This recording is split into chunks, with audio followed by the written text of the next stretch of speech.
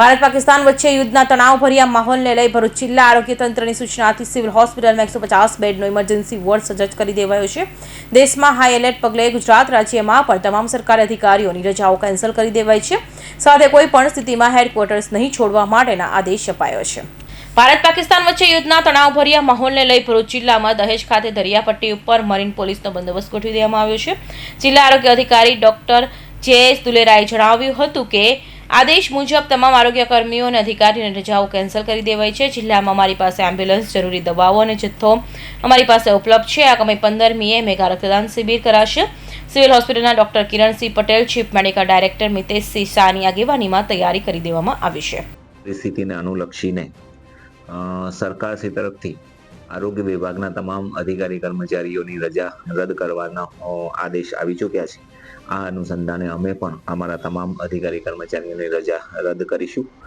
સાથે સાથે જે પૂર્વ તૈયારી કરવાની થાય છે એના માટે અમારી પાસે જે જરૂરી સાધન સામગ્રી, એમ્બ્યુલન્સ અને જરૂરી દવાઓ વગેરે એનું અમે ઓડિટ કરી લીધેલું છે અને પૂરતા પ્રમાણમાં હાલ અમારી પાસે જથ્થો ઉપલબ્ધ છે.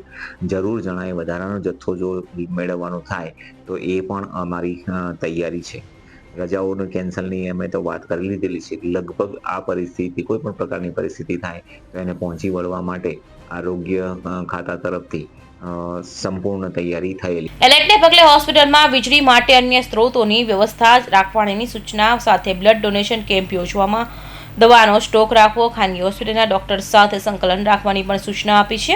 તેમજ તૈયારીના ભાગરૂપે ભરૂચ હોસ્પિટલના 7મા માળે સ્પેશિયલ વોર્ડ બનાવાયો છે, જ્યાં 150 બેડની વ્યવસ્થા કરીને સ્ટાફને તૈનાત કરવામાં આવ્યો છે અને ઓક્સિજન પ્લાન્ટ, જનરેટર ઉપલબ્ધ કરી દેવામાં આવ્યા છે. કૌશિક પટેલનો report, Hind TV news, Surat.